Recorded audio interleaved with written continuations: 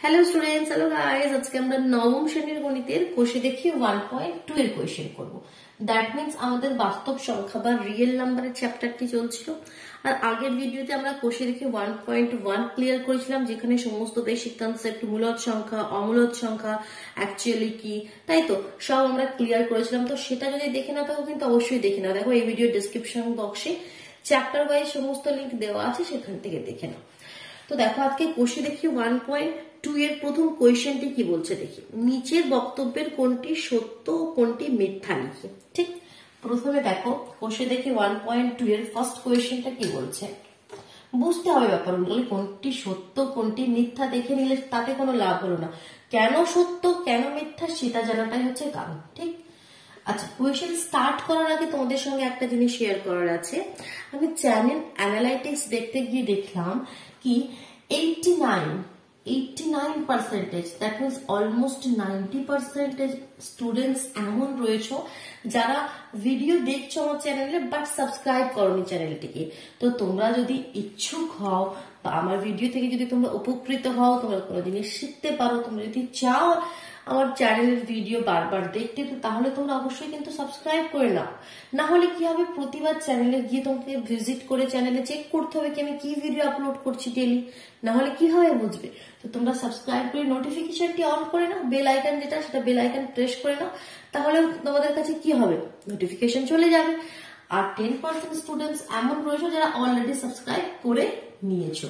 ঠিক আছে, তো যারা এখনো করনি তারা কিন্তু অবশ্যই সাবস্ক্রাইব করে বেল আইকনটি প্রেস করে নিও, কেমন? চলো আমাদের কোয়েশ্চেনে আসি। তো কোয়েশ্চেন প্রথম যেটা বলছে, দুটি মূলদ সংখ্যার সমষ্টি সর্বদা মূলদ সংখ্যা হবে। এটা সত্য না মিথ্যা? মূলদ সংখ্যা কি আমি বলেছিলাম, মূলদ সংখ্যা কোনগুলো হয়? মূলদ সংখ্যা দ্যাট মিনস যেগুলোকে আমরা ইংলিশে কি বলি, রেশনাল নাম্বার, তাই তো, রেশনাল নাম্বার। সহজ ভাষায় সেখানে অনেক বড় ডেফিনেশন পি বাই কিউ আকারে প্রকাশ করা যায়, হ্যানা ত্যানা অনেক কিছু রয়েছে। তো অত কিছু না মনে রেখে সিম্পল ভাষায় যেটা মনে রাখবে, মূলদ সংখ্যা হচ্ছে আমাদের সমস্ত নাম্বার, শুধুমাত্র এই √2 বা √3 বা যেগুলো নাম্বারগুলো রুটের বাইরে বেরিয়ে আসতে পারে না, এই সমস্ত নাম্বারগুলো হচ্ছে খালি অমূলদ সংখ্যা। এটা মনে রাখবে, দ্যাট মিনস ইরাশনাল নাম্বার। বাকি সমস্ত নাম্বার কি আমাদের মূলদ সংখ্যা বা রেশনাল নাম্বার। এই যে রুটের মধ্যে এই যে নাম্বারগুলো থাকে, এগুলোকে ছাড়া বাকি সমস্ত নাম্বার আমাদের রেশনাল নাম্বার।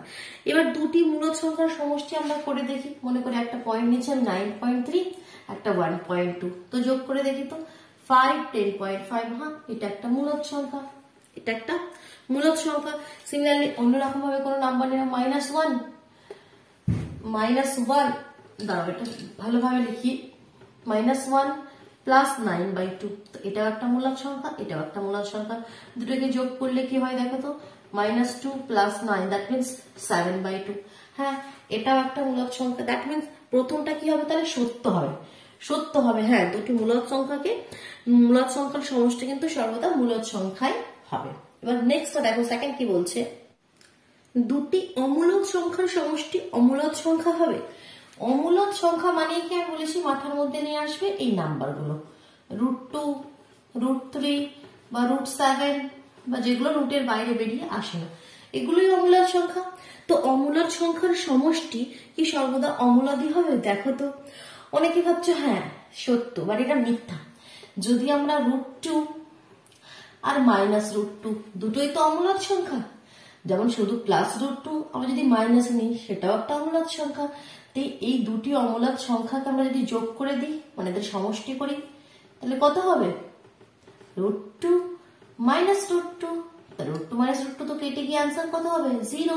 বাট 0 একটা কি মূলদ সংখ্যা, তাহলে এটা হচ্ছে আমাদের মিথ্যা। যেটা নেক্সট বলেছে সেটা মিথ্যা। থার্ড কি বলছে দেখো, দুটি মূলদ সংখ্যার গুণফল সর্বদা মূলদ সংখ্যা হবে। হ্যাঁ হবে, দুটি মূলদ সংখ্যার গুণফল সর্বদাই মূলদ সংখ্যা হবে। তো দেখো কিভাবে, একটা দুটো এক্সাম্পল দিয়ে আমরা দেখে নিই। 3 দাগের যেটা কোয়েশ্চেনটা সেটা সত্য হবে। -3 একটা মূলদ সংখ্যা, ইন্টু মনে করো 5/3 একটা মূলদ সংখ্যা। তো এটাকে যদি গুণ করো কত হয়ে যাবে, 3 3 কেটে যাবে, -5। বা পয়েন্টে নিয়ে না 1.2 9.3 যে কোনো নাম্বার নিও সেটা, এই দুটো আমরা গুণ করলে কখনোই তো এরকম নাম্বার আসতে পারে না। তো তাহলে থার্ডটা কি হলো আমাদের সত্য হলো। ফোর্থটা কি বলছে দেখি। ফোর্থটা বলছে দুটি অমূলদ সংখ্যার গুণফল সর্বদা মূলদ সংখ্যা হবে। দুটি অমূলদ সংখ্যার গুণফল সর্বদা মূলদ সংখ্যা হবে না।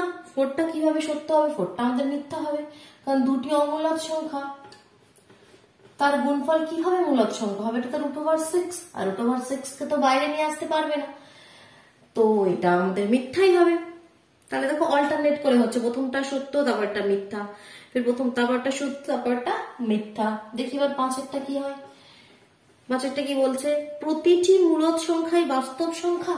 ইয়েস, হ্যাঁ, প্রতিটি মূলদ সংখ্যাই তো বাস্তব সংখ্যা হবে। মূলদ বাস্তব সংখ্যা মানে কি? এই আমাদের চ্যাপ্টারের নাম কি? বাস্তব সংখ্যা। আমাদের এই চ্যাপ্টারটার নামই হচ্ছে আমাদের কি? বাস্তব সংখ্যা, বা যেটাকে আমরা ইংলিশে বলছি রিয়েল নাম্বার। ঠিক, তো বলছে প্রত্যেক মূলদ সংখ্যা। মূলদ সংখ্যা মানে কি? মূলদ সংখ্যা মানে আমরা জেনেছিলাম যেগুলোকে p/q আকারে প্রকাশ করা যায়, তাই তো সেগুলি আমাদের মূলদ সংখ্যা, যেগুলোকে আমরা ইংলিশে বলছি রেশনাল নাম্বার। তো বাস্তব সংখ্যা, আমরা যে সমস্ত সংখ্যা নিয়ে আমরা ডিল করি, আমরা অঙ্ক করি, সবই কিন্তু আমাদের বাস্তব সংখ্যা। তার মধ্যে মূলদ সংখ্যাগুলোও পাবে, যেগুলোকে p/q আকারে প্রকাশ করা যায়, আর যেগুলোকে p/q আকারে প্রকাশ করা যায় না, দ্যাট মিনস অমূলদ সংখ্যা, that means rational number, irrational number. মূলদ সংখ্যা, অমূলদ সংখ্যা সবই কিন্তু আমাদের বাস্তব সংখ্যার মধ্যে পড়ে। আমরা যে সমস্ত নাম্বার নিয়ে ডিল করছি, কোয়েশ্চেন করছি, সবই আমাদের বাস্তব সংখ্যা। ঠিক আছে, সমস্ত মূলদ সংখ্যাও বাস্তব সংখ্যা হবে। যদি এখানে মূলদ না বলে বলে দিত অমূলদ সংখ্যা, হ্যাঁ, সমস্ত অমূলদ সংখ্যাও কিন্তু আমাদের বাস্তব সংখ্যা। বোঝা গেল? এই যে আমাদের বাস্তব সংখ্যা, অবাস্তব সংখ্যা, integers, rational number, irrational number, ঠিক আছে, বা বাংলায় যদি বলি তোমাদের অনেক রকম যে নাম্বার রয়েছে, নাম্বার সিস্টেম 16-17 রকমের এরকম নাম্বার রয়েছে। তো সেটা যদি তোমরা ডিটেলসে জানতে চাও, দেখো আই বাটনে ক্লিক করো। আমি এই ভিডিওতে সমস্ত জিনিসটা ডিটেলসে বুঝিয়েছি, শুধুমাত্র নাম্বার সিস্টেম নেই, সেখানে অন্য কিছু আর নেই। তো সেটা কিন্তু অবশ্যই দেখে নাও, যে তোমাদের কনফিউশন থাকে। ক্লিয়ার হলো? তাহলে দেখো এখানে আরেকটা কথা আমি বলে দিই, যেটা একটু এই পার্টের আমাদের দরকার নেই, তাও আমি একটু জানিয়ে রাখছি। তাহলে অবাস্তব সংখ্যাগুলো কি? এগুলো হচ্ছে আমাদের বাস্তব সংখ্যা, যে না, যে সমস্ত সংখ্যা নিয়ে আমরা ডিল করছি।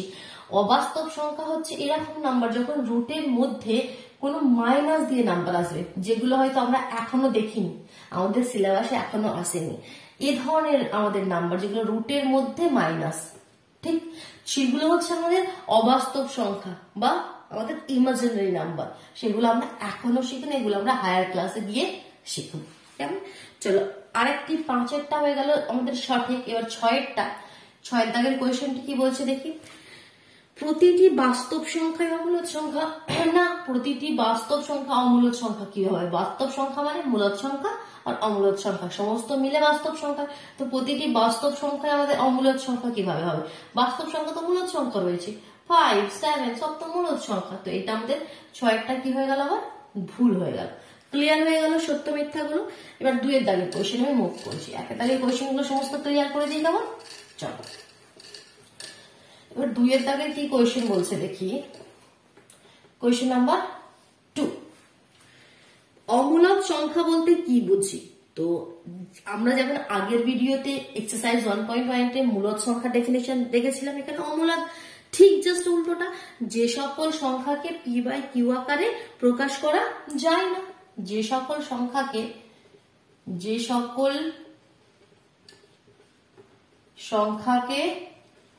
p/q আকারে প্রকাশ করা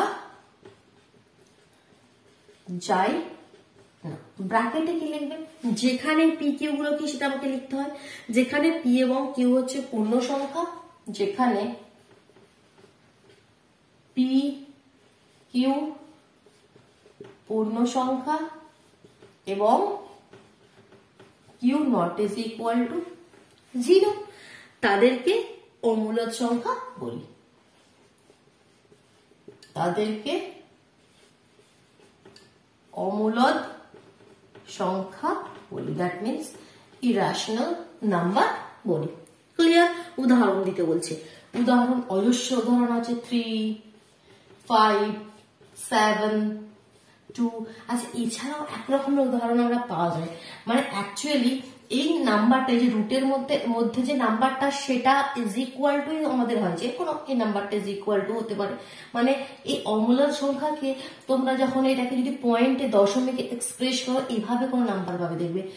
মনে করো 1.2342317, মানে এই যে নাম্বার গুলো হবে সেগুলো কিন্তু রিপিট করবে না, উল্টো তোমাদের কোন একটা ফর্ম করবে না, যা হোক খুশি হবে, ঠিক আছে। এটা হচ্ছে আমাদের কি, কিন্তু এই দেখে চেনার উপায়, এগুলো হচ্ছে আমাদের অমূলদ সংখ্যা। অনেক সময় এরকম নাম্বার পাবে দেখবে 1.3333, এখানে কি হচ্ছে 3 টাইম রিপিট হচ্ছে, একটা রিপিট, একটা ফর্ম আছে। তো এগুলো কিন্তু অমূলদ সংখ্যা না, এগুলো আমাদের মূলদ সংখ্যা, এগুলো আমাদের মূলদ সংখ্যা। এটা 13 ইজ ইকুয়াল টু হয়, তোমাদের এটাকে যদি ভাগ করো এই নাম্বারটা পাবে। যদি 2/3 করো তাহলে তোমরা কত পাবে দেখো, তোমাদের 2/3 ভাগ করে দেখো একবার, 2/3 কত হচ্ছে, পয়েন্ট দিয়ে 0, 3 দিয়ে 3 6 18, 2 পয়েন্ট দিয়ে 0, আচ্ছা এটা 6 6 হবে, 20 হবে, 3 6 18, দ্যাট মিনস আমাদের 0.666666 পেয়ে যাবে। তো এগুলো কি 2 এর 3 নাম্বারটাই তো এটাকে আমরা পয়েন্ট এক্সপ্রেস করলাম। তো 2 এর 3 তো একটা অমূলদ সংখ্যা হতে পারে না, 2 এর 3 তো আমাদের একটা মূলদ সংখ্যা, যেটাকে p/q আকারে প্রকাশ করি। তো এরকম যখন প্যাটার্নে কোনো নাম্বার থাকবে যেখানে কি নাম্বারটা রিপিট করছে, বারবার একই নাম্বার রিপিট করছে, তখন সেটা কিন্তু মূলদ সংখ্যা। আবার এরকম প্যাটার্নে তোমাদের কাছে নাম্বার থাকবে যখন কিন্তু নাম্বারটা রিপিট করছে না, এখানে যে ডিজিট গুলো আছে সেগুলো উল্টো পাল্টা ভাবে রয়েছে, সেগুলোকে আমরা কিন্তু বলি অমূলদ সংখ্যা। এগুলো অমূলদ সংখ্যার শ্রেণীতে পড়ে যাচ্ছে। এরকম ভাবে তোমরা দেখতে পারো 1.040000004, এটাও কিন্তু রিপিট নয়, কারণ এখানে একটা জিরো, এখানে দুটো জিরো, এখানে কোথায় রিপিট হচ্ছে। তো এগুলো কিন্তু আমাদের সব অমূলদ সংখ্যার মধ্যে পড়ে যায়, ঠিক আছে। এগুলো অ্যাকচুয়ালি যে কোনো একটা রুট নাম্বারই তার ডেসিমাল ফর্মটা, বোঝা গেল, ঠিক আছে। ডিটেলস জানতে হবে, সমস্ত কিছু মাথার মধ্যে একদম ডিটেলস ইনফরমেশন যখন থাকবে তখন কনফিউশনের কোনো জায়গা থাকবে না। কনফিউশন হলে অবশ্যই কমেন্ট বক্সে জানাবে, ঠিক আছে। আমি আরেকটা ভিডিও এই টপিকের উপর নিয়ে আসবো, কিন্তু তোমরা জানাও অবশ্যই আগে যে হ্যাঁ এই ব্যাপারে এই জিনিসটা, এই টপিকটা নিয়ে আমাদের কনফিউশন রয়েছে। তো চলো আমরা এবার চলে যাচ্ছি 3 দাগের কোয়েশ্চেনে। নিচের সংখ্যাগুলোর মধ্যে কোনটি মূলদ কোনটি অমূলদ আমাদেরকে বলতে হবে। 2 দাগের কোয়েশ্চেনটা আমি ক্লিয়ার করে দিচ্ছি। চলো 2 দাগের কোয়েশ্চেনটা আমাদের ক্লিয়ার করা হয়ে গেল, সুন্দরভাবে ক্লিয়ারটা করি। চলো এবার আমি চলে যাচ্ছি 3 দাগের কোয়েশ্চেন। 3 দাগের কোয়েশ্চেনে বলেছি কি একটু দেখি, অমূলদ সংখ্যা না মূলদ সংখ্যা তোমাকে বলতে হবে। ঠিক প্রথমে রয়েছে √9।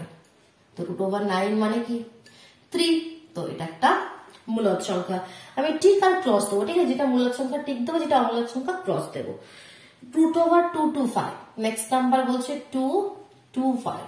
তো এটা রুটের বাইরে বেরিয়ে আসে, আর রুটের বাইরে বেরিয়ে এলে এটা কত হয়, রুটের বাইরে বেরিয়ে এলে এটা 15 হয়, কারণ 15কে 15 দিয়ে গুণ করলে 225। তো এটা একটা মূলদ সংখ্যা, অমূলদ নয়। নেক্সট √7, তো এটা একটা অমূলদ সংখ্যা, রুটের বাইরে বেরিয়ে আসতে পারবে না। √50, √50 মানে কত দেখি তো, এলসিএম করে একবার চেক করে নিই। 5 দিয়ে 5 10 50, 5 দিয়ে 5 2 10, দুটো 5 মানে কি রুটের বাইরে একটা 5 বেরিয়ে আসবে, বাট 2 তো একটাই রয়েছে, সেটা রুটের মধ্যে থেকে যাবে, দ্যাট মিনস এটা একটা অমূলদ সংখ্যা হয়ে যাবে। এই রুটটা ক্লিয়ার হবে না। নেক্সট √100, √100 মানে কত 10, কারণ 10 10 100, তো এটা একটা মূলদ সংখ্যা হবে। নেক্সট -√18, -√18, তাহলে -9 9 81, -9, এটাও একটা মূলদ সংখ্যা। √42, √42, এটা দেখো রুটের বাইরে পুরোটা বেরিয়ে আসবে না, যদি আমরা করে দেখে নিই। 2 দিয়ে 2 দুগুণে 4, 2 1 2, 3 দিয়ে 3 7 21, সবই আলাদা এখানে, তাহলে এটা রুটের বাইরে বেরিয়ে আসতে পারবে না, দ্যাট মিনস এটা একটা অমূলদ সংখ্যা। নেক্সট √29, এটাও একটা অমূলদ সংখ্যা, এটাও রুটের বাইরে বেরিয়ে আসতে পারবে না। নেক্সট কি রয়েছে দেখি, -√1000, মাইনাস রুটের মধ্যে 1000, একটা দুটো 3টে শূন্য রয়েছে, তাই তো। হ্যাঁ, তো এটাও হবে না। কেন হবে না, কারণ দেখো 1000টাকে আমরা কিভাবে লিখতে পারি, 10 গুণিত 10 গুণিত 10, তো দুটো 10-এর জন্য একটা 10 তো বাইরে বেরিয়ে আসতে পারবে, বাট একটা 10 রুটের মধ্যে থেকে যাবে, যার জন্য এটা হয়ে যাবে আমাদের অমূলদ সংখ্যা। ক্লিয়ার হলো, বুঝতে পারছো। চল নেক্সট কোয়েশ্চন নাম্বার 4 5 কিন্তু ইম্পর্টেন্ট, এই টাইপের কোয়েশ্চেন আমাদের অনেক সময়তেই এসে থাকে। তো কি বলছে, সংখ্যা রেখায় আমাকে √5 কে স্থাপন করতে হবে। আমরা বসে দেখি 1.1 শিখেছিলাম, ক্লিয়ার করেছি, তারপর বলছি দাঁড়া। ভালো করে ক্লিয়ার হলো। কোয়েশ্চেন নাম্বার কত জানো? 4। কোষে দেখি 1.1 আমরা শিখেছিলাম কি 7 কে সংখ্যা রেখায় স্থাপন করো, বা 5 কে সংখ্যা রেখায় স্থাপন করো, বা 3/2 কে সংখ্যা রেখায় স্থাপন করো। তো এরকম ভাবে আমরা লাইন টেনে 0, 1, আর 0 পরে 2 কবে থেকে হলো কি জানি, দাঁড়ো, 1, 2, 3 এরকম ভাবে এদিকে আছে। তো যখন 5 হবে মনে করো এটা এখানে 4, 5, তো এই নাম্বারটা দিয়ে আমরা এভাবে দেখলাম কি এটা আমাদের হচ্ছে 5। তো ওটা তো ইজি ছিল, এরকম কোয়েশ্চেন কখনোই তোমাদের এক্সামে আসবে না। বাট যেটা এখানে শিখবো এক্সারসাইজ 1.2 তে বলছে √5 কে সংখ্যা রেখায় স্থাপন করো, এই কোয়েশ্চেন কিন্তু আমাদের পরীক্ষায় আসবে। দ্যাট মিনস এটা একটা অমূলক সংখ্যা, ইরেশনাল নাম্বার, এটাকে কিভাবে আমরা সংখ্যা রেখায় স্থাপন করে দেব, ঠিক আছে? কারণ আমাদের নাম্বার সিস্টেমে তো এরকম নাম্বার আসে না, এটা তো সিম্পল 1, 2, 3, 4, 5, 6 এরকম, বা পয়েন্ট বা দশমিকের নাম্বার। এটা একটা অমূলক সংখ্যা, সেটা রয়েছে আমাদের নাম্বার সিস্টেমে, বাট আমরা কিভাবে সেটাকে খুঁজে বের করবো সেটাই হচ্ছে প্রসেস। তো দেখো আমরা ট্রিকটা বলছি আগে। এই একটা সমকোণী ত্রিভুজ, এখানে একটা সমকোণী ত্রিভুজের আমাদের কনসেপ্ট দরকার। That means right angle triangle, যার এই কোণটা 90 ডিগ্রি হয়, সমকোণী ত্রিভুজ। ঠিক, সমকোণী ত্রিভুজের আমরা কি জানি, যদি নাম দিই এবিসি, এটা আমাদের কি হয়? অতিভুজ। এটা আমাদের কি হয়? অতিভুজ। দ্যাট মিনস হাইপোটেনিয়াস, যদি ইংলিশে বলে থাকি হাইপোটেনিয়াস বা অতিভুজ। এটা আমাদের ভূমি আর এটা আমাদের লম্ব। তো আমাদের রিলেশন কি থাকে সমকোণী ত্রিভুজে? এসি স্কোয়ার মানে কি তোমাদের হাইপোটেনিয়াস স্কোয়ার বা অতিভুজের স্কোয়ার ইজ ইকুয়াল টু ভূমি স্কোয়ার প্লাস লম্ব square, base square plus perpendicular square. That means BC square plus AB square. এই তো সমকোণী ত্রিভুজের পাইথাগোরাস ফর্মুলা আমাদের। এবার দেখো যে নাম্বারটা বলবে সেটা সবসময় কোথায় রাখবে? অতিভুজে। That means hypotenuse. ঠিক, যে নাম্বারটা তোমাকে সংখ্যা রেখায় স্থাপন করতে বলবে সেটা সবসময় অতিভুজের জায়গায় রাখবে। ক্লিয়ার? প্রথমে ফার্স্ট স্টেপ এটা কি, যে নাম্বারটা বলবে সেটাকে আমাকে একটা সমকোণী ত্রিভুজের অতিভুজের জায়গায় রাখতে হবে। ভালোভাবে বুঝবে, কিন্তু আস্তে আস্তে বোঝাচ্ছি। তাহলে এবার দেখো এসি স্কোয়ার, অতিভুজের স্কোয়ার ইজ ইকুয়াল টু, এই ফর্মুলাটা আমরা জানি, তাহলে এখানে অতিভুজ কি হয়ে যায়?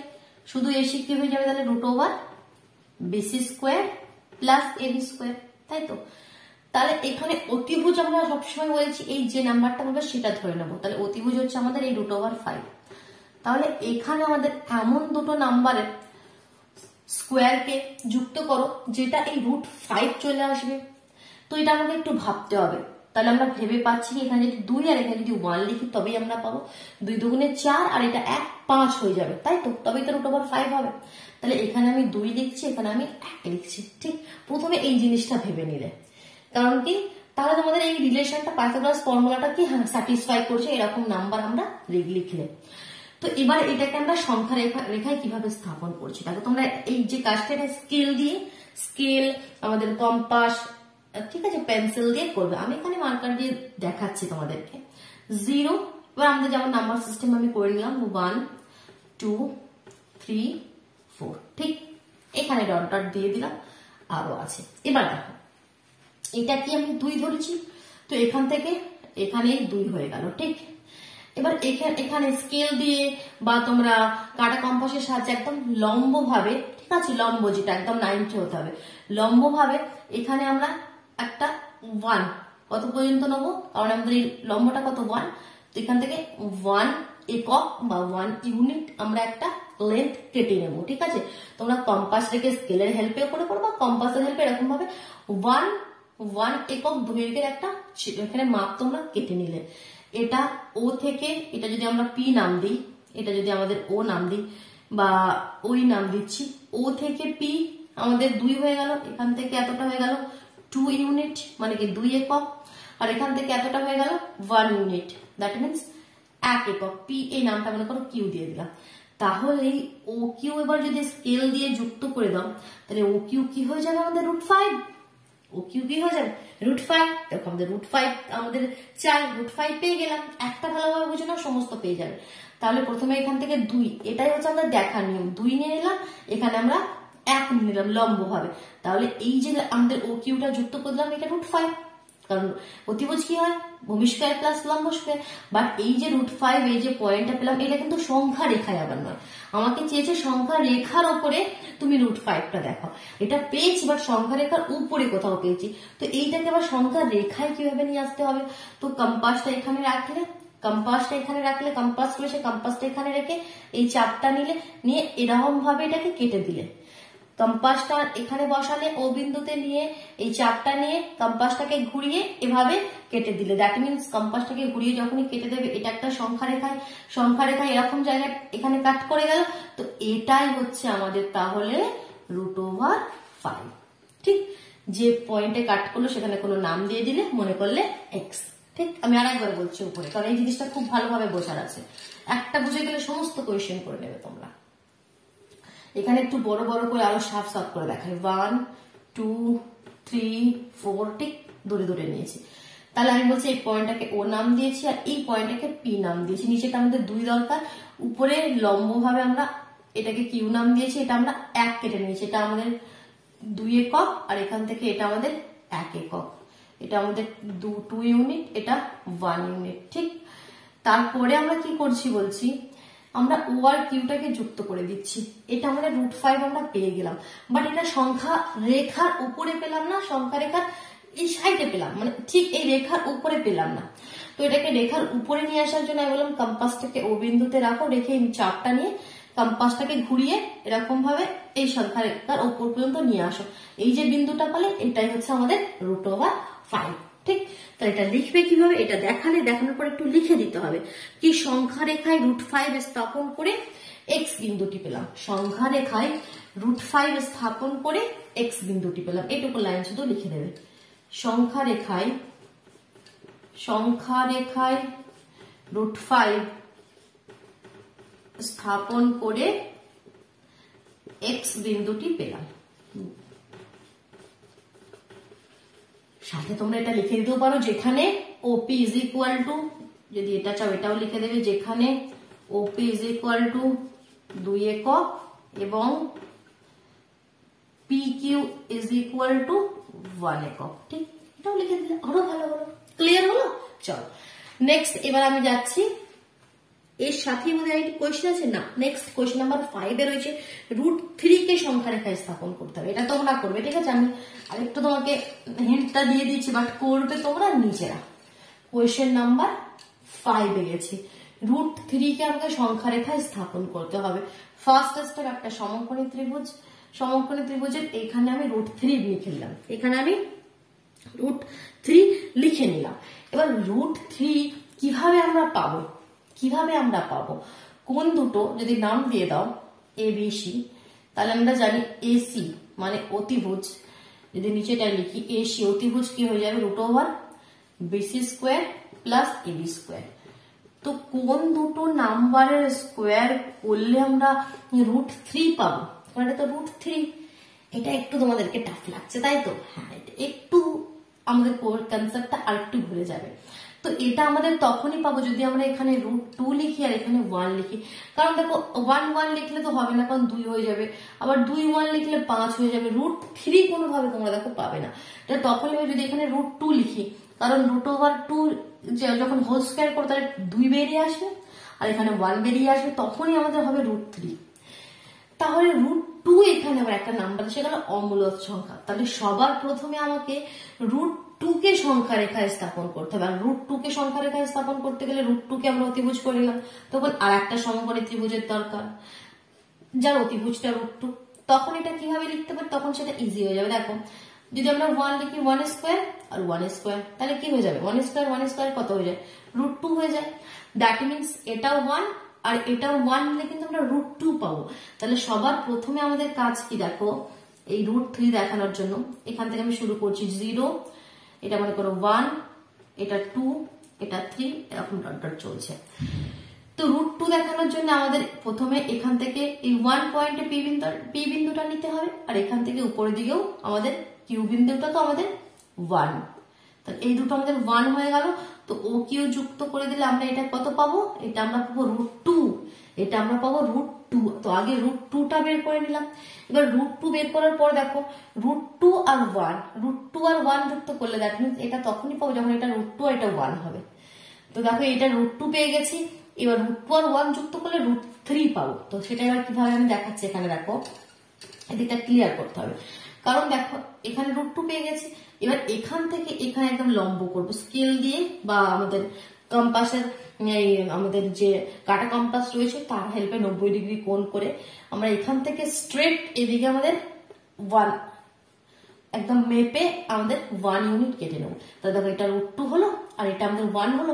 এবার এটাকে যদি কোনো একটা নাম দাও, মনে করো আর নাম দিলে, এবারে ও আরটাকে যেটা যুক্ত করে দেবে সেটাই হয়ে যাবে আমাদের √3, সেটাই হয়ে যাবে আমাদের √3। বোঝা গেল? দুটো স্টেপ হলো, ফার্স্ট একটা সমকোণী ত্রিভুজ তৈরি করে √2 বের করে নিলাম, ফির এখান থেকে আরেকটা সমকোণী ত্রিভুজ, যার জন্য এটা 90 করতে হয়, আরেকটা সমকোণী ত্রিভুজ তৈরি করে √3 বের করে নিলাম। এবার এখানে কম্পাস রেখে, এবার √3টা তো সংখ্যা রেখায় এখন আসেনি, উপরে রয়েছে, তো সংখ্যা রেখায় আনার প্রসেস সেম। এখানে কম্পাস রাখো, রেখে এখানে এতটা চাপ নাও, নিয়ে এটা গোল করে ঘুরিয়ে দাও, যেখানে আমাদের এই সংখ্যা রেখা এসে কাট করবে সেই বিন্দুটাই হয়ে যাচ্ছে আমাদের √3। ক্লিয়ার হলো? বুঝতে পারছো তো? চলো আরো কোয়েশ্চেন রয়েছে, দেখো 6 এর দাগে অনেক নাম্বার দিয়ে দিয়েছে, এক গাদা নাম্বার দিয়ে বলছে একই সংখ্যা রেখা, মানে একটি সংখ্যা রেখার মধ্যে এরকম একবারে এরকম নাম্বার সিস্টেম আমাদের করে তার মধ্যে সমস্ত কিছু দেখা। চলো দেখি সেখানে এবার একটু আমরা দেখাই। কোয়েশ্চেন নাম্বার 6 কি কি বলেছে দেখো। প্রথমে পজিটিভের দিকে দেখো 3টি বলেছে, √5, √6, √7। পজিটিভের দিকে বলেছে √5, √6, √7। কিভাবে করবে দেখো, একটু নিচে থেকে করি কারণ অনেকটা জায়গা লাগবে। স্কেল তোমরা স্কেল পেন্সিলের হেল্পে করবে, ঠিক আছে? দাগটা একটু সোজা করে করি। তো এই মনে করো আমাদের সংখ্যা রেখা, ঠিক হলো সংখ্যা রেখা।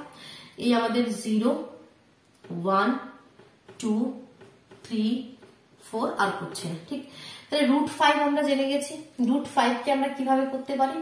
√5 আমরা একটা সমকোণী ত্রিভুজ সাইডে করি, তো √5 তখনই আসবে যখন এটাকে আমরা 2 আর এটাকে আমরা 1 নেবো, কারণ √2 এর স্কোয়ার 4 আর 1 এর স্কোয়ার 1, তবে আমাদের √5 পাই।